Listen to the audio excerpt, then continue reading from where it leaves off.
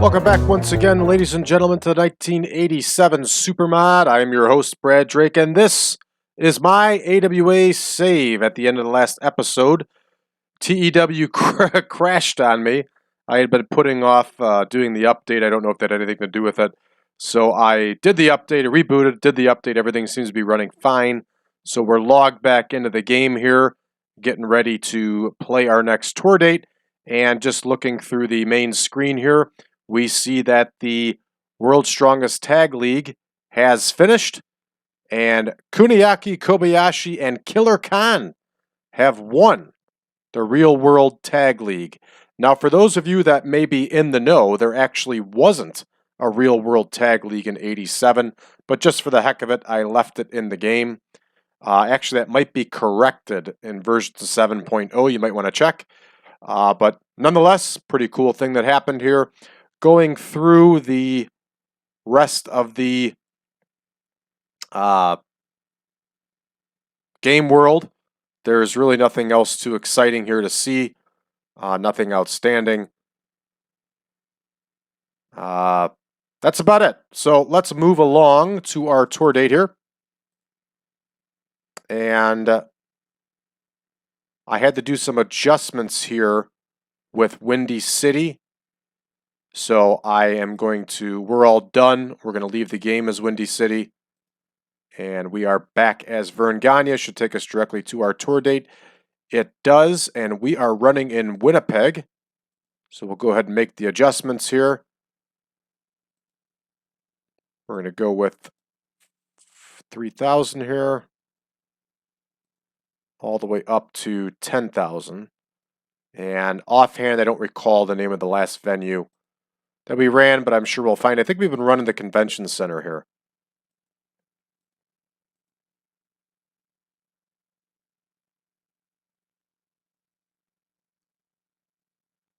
We're going to run the University Stadium.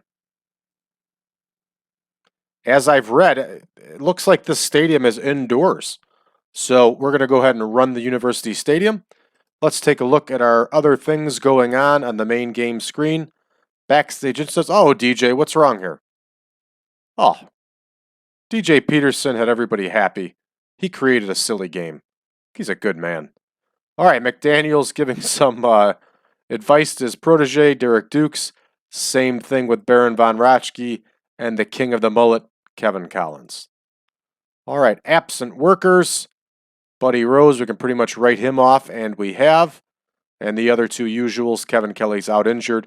Mike Richards is doing some jobs for the WWF. So let's go ahead and take a look at our card and give it a quick rundown. Penny Mitchell is going to battle Vivian Vachon. Kiniski and Rich are going to face the Texas Hangmen. Ali Khan is going to face Russ Francis. Dukes and Jammer are going to battle the Midnight Express. Steve Armstrong is going to challenge Nelson Royal for the World Light Heavyweight Championship. Colonel DeBeers is going to meet Jimmy Snuka in the ring. Saito and Zbyszko will battle Bockwinkel and Stevens in the semi-main. And in our main event tonight, the Iron Sheik is going to face Sergeant Slaughter. Let's get to booking. All right, Mitchell and Vachon are opening up. So that's Penny Mitchell and Vivian Vachon.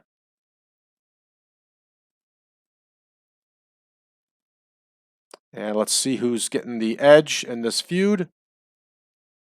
Vivian Vachon is. We're going to leave this one open-ended. I think we got a problem here with Vivian Vachon not wanting to lose. We're in Canada. Vivian Vachon should win anyway. But if Penny Mitchell should win, it won't hurt us. All right, Kiniski and Rich are going to face the Texas Hangmen. And Kiniski and Rich are going to get the win here since we're in Canada. Obviously, Nick Kiniski is son of legendary Gene Kiniski.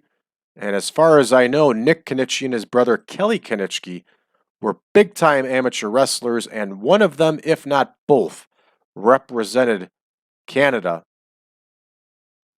wrestling Greco-Roman style in international competition. So it only makes sense that Nick Kiniski should get the win for his team here. Here's the Texas Hangman. We can auto-name this one. And Nick Kiniski, as we said, is going to get the win. All right, we're booked up with that one now. Next, we got Ali Khan and Russ Francis. I almost spelled that wrong. We'll take a look and see who won the last match. And obviously, these two are not the greatest of talents, especially in Canada. But this is how you get experience, so we have to do it.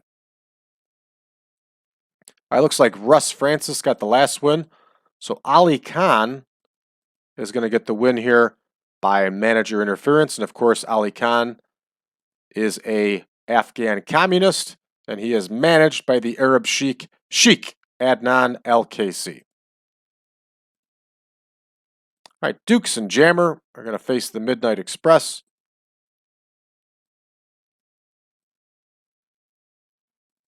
And this one goes up to 14.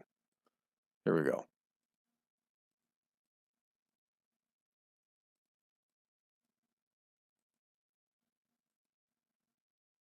All right, and of course the Midnight Express are going to get the win here. We're going to have Randy Rose get the win for his team. Derek Dukes in real life had actually competed in Canada a little bit already in a promotion up there. Next, we have Steve Armstrong facing Nelson Royal. And Steve Armstrong is going to get the win here by DQ.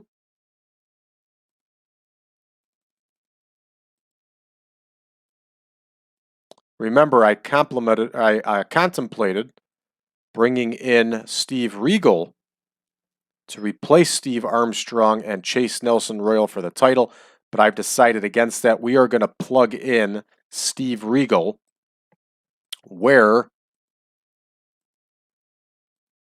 Rip Oliver was. So that's it's going to be the change out. So that's why you saw the Windy City window up there. We had a deal where we couldn't take talent from Windy City, so I had to make an adjustment in order to make that happen. All right, Steve Armstrong gets the win. We're going to make sure it's by DQ. And we're booked. All right, Colonel DeBeers and Jimmy Snuka.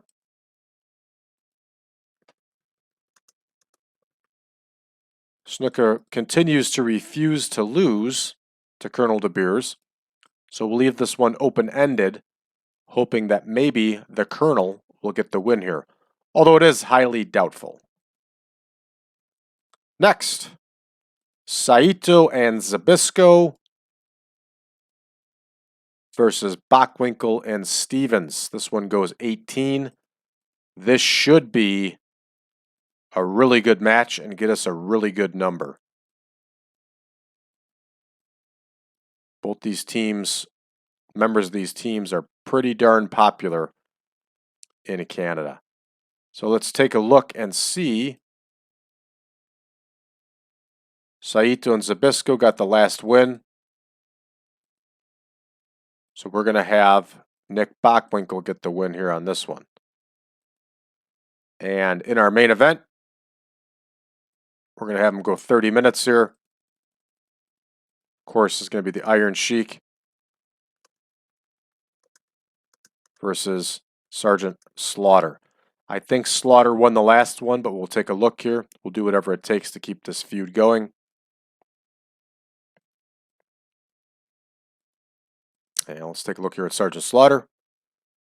Yes, Sergeant Slaughter got the last win. So the Iron Sheik is going to go over here in an epic, and he's going to do so by cheating. Of course. It's the only way he's going to beat Sergeant Slaughter. Hey, Canadians or not, they were still G.I. Joe fans. They still wanted to see Sergeant Slaughter win. All right, we're booked out here, our typical time. Let's take a look at who's working too much. Jimmy Mitchell is working too much once again. We'll have Bill Alfonso take care of that main event. All right, we're at 2 hours and 22 minutes. We're running our usual time here.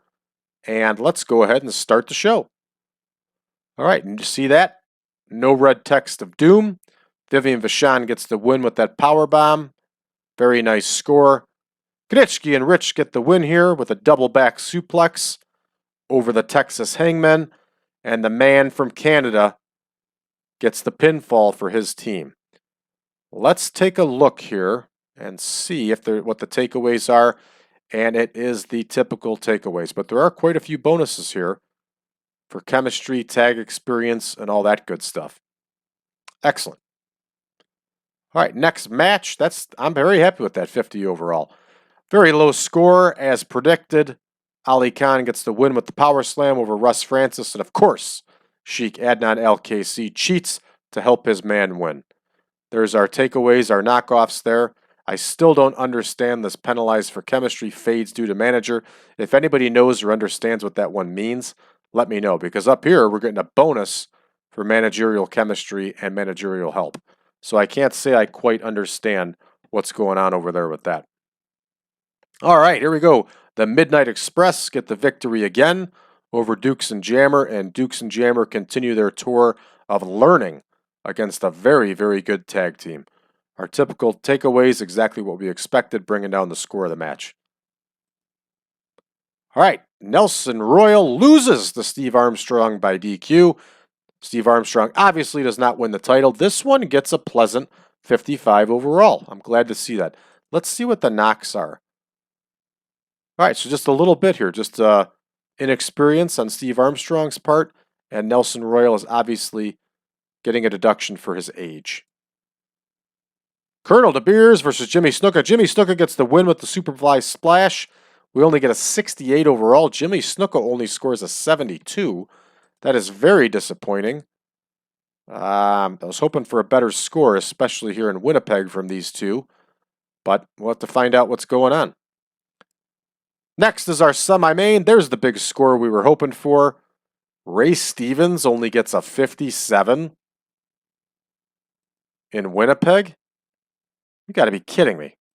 All right, we got to check out Stevens and Saito popularity in Winnipeg, because both of them should have scored in the 70s here. Both were extremely over in Winnipeg. I mean, they'd only both been working the AWA here for 20 years plus already, stopping into Winnipeg. So that's kind of surprising. So Bockwinkel and Stevens are both hit for their declining physical ability. That is the only knockoff and takeaway for this match. So we probably should have scored better. Saito and Stevens should have definitely scored better. But overall, a very good match. This improves our storyline, and I'm pretty pleased. Our main event, not bad. 82 overall. The feud gains heat. Sergeant Slaughter must have a little bit too low of popularity in Winnipeg, so we're going to look into that too. And let's see. Sheik gets an 83 overall. Very well.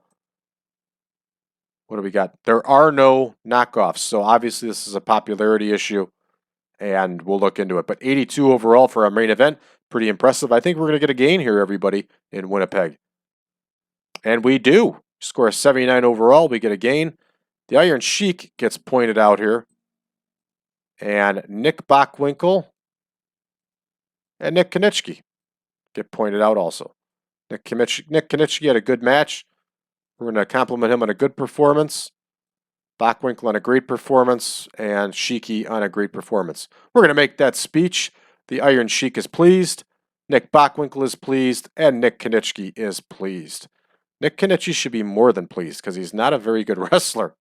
And we're giving him a nice push here in the AWA. But that's his business. All right, so we are moving along. We're going to start the second week of the new tour here. I'm sorry, the second section of the new tour here. And we're actually, yes, week 1, still block 8, second section. And why do I have that marked 1? I think I'm too darn early here. Yeah, we still got, this is only the beginning of the third week here. Wait a second. So, yeah, see the error? Week 1, and then I put week 3. So we're actually in week 3 here.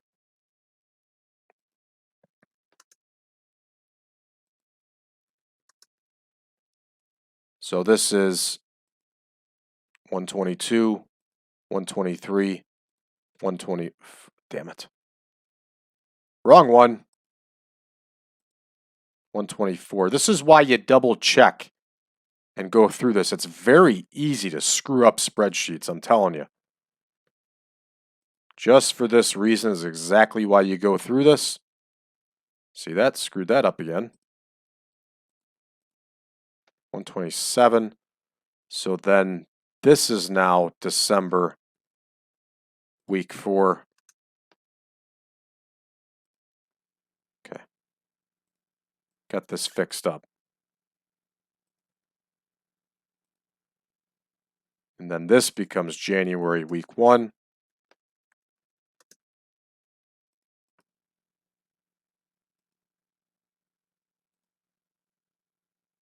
And this becomes week 2. All right, so we got this fixed. Now we just have to fix the numbers. Folks, if you are not as sharp as a tack with this stuff, it is very easy to screw up. So there we go. January week 1 is when we're going to restart the tour date numbers.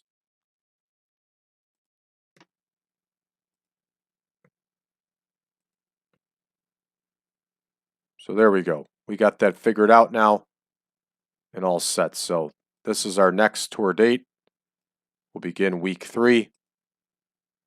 Excellent. Got this figured out and fixed. Let's head back to our game world here and see what's. Sandy Scott is out. JCP has released him. Here we go. This happens every time in these games. Every time. Crockett Promotions just all of a sudden releases a bunch of people, and they usually end up releasing some really good wrestlers. So there is Lee Marshall. He wants a pay increase. We're going to give it to him for now.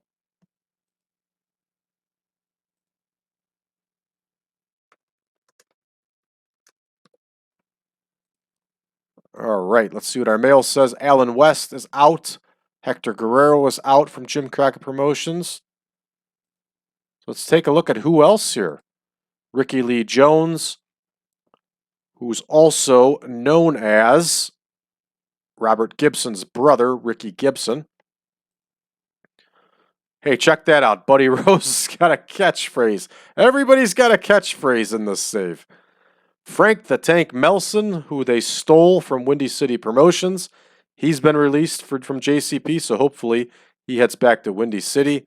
Enhancement talent Alan Martin. Enhancement talent Dave Spearman. Dutch Mantell is out. Jimmy Valiant is out. Enhancement talent Alan Fox is out. Vernon Deaton was enhancement talent. Dexter Westcott, enhancement talent. Jeff Rates, enhancement talent. Benny Trailer, enhancement talent. Mike Nichols, Randy Hogan, Mike Samani, Bob Cook, Eddie Roberts, all enhancement talents. Bill Dundee is out. Lex Luger is gone. Wow. Manny Fernandez is out, and we are going to snatch up Manny Fernandez. We might not have him start right away, but Manny Fernandez and Wahoo McDaniel are going to end up in a bloody, bloody feud like they did in real life. So Mike Force, Max Miles, both enhancement talents out. Bobby Eaton is gone. Wow. Should we get Bobby Eaton and reunite the Midnight Express? I don't know about that one. I have to think about it. Rick Fargo, Rocky Knodel, Ricky Nelson, Larry Clark, Josh Stroud, Max MacGyver. Those are all enhancement talents. Gladiator 2 enhancement talent. Shaska Watley, Pez Watley, Pistol Pez. He's out. Todd Zane is out. Black Bart's out. They released Stan Lane. They released both of the Midnight Express. Wow. Well, we could have that Midnight Express, original Midnight Express feud take place in the AWA. I think we're going to have to make a move with this, folks. I don't know if Cornette's locked up, though. But try to see if we can get Cornette. Tiger Con, boy, they must have released 50% of their roster here. Jaggers is out. Mostly enhancement talents here. Wow, the list just goes on. Brad Armstrong is out. Wow. Mitch Snow, who was doing some work with JCP, is out. Ron Simmons is gone. Wow. Tons of releases here. The Warlord is gone. Man, they let go everybody here. Mike Summers, hopefully he finds his way back to Windy City to recreate his tag team. And Larry Cameron has quit Pro Wrestling America. Wow, they released a lot of people. Even Nightmare Freddy is out. I can't believe that that he was actually Nightmare Freddy and got away with it. Oh, is that awful? So that's a lot of enhancement talents out of Jim Croc Promotions. We may try to pick one or two of them up. Jimmy Valiant wouldn't be a bad guy for us to bring in. And obviously, Manny Fernandez would be a good guy to bring in for us. He fits our style. So there we go. There's Manny Fernandez. Let's negotiate. Let's see if we can't get him on a 1-year deal. That's a lot of money per month for him. But we'll work it out. Get it figured out. We're going to go ahead and make the offer over to him. It's been made. And we'll see if Jimmy Valiant lands on his feet. Otherwise, we might try to bring him in for a show or two. All right, that's big stuff. Huge releases here by JCP. And WWF had a tour. Brad Reagan's in a cage with Roberts. A dog collar between DiBiase and SD Jones. Wow. There's Buddy Rose racking up some more wins there. Good for him. All right, folks, I think that's going to do it for us for this episode. Thank you for tuning in. We'll see you tomorrow. If you haven't done so already, hit that subscribe button, share this video with your friends, and go ahead and give us a like. Also, if you got any questions, drop them in the comments below. I enjoy having dialogue with my viewers and listeners.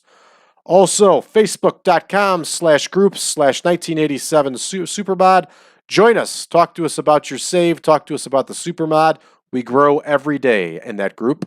And last but not least, head over to braddrake.net and drop me a line if you would like a link to the Google Drive page where you can download the picture pack and where you can also download the database. So long for now, everybody.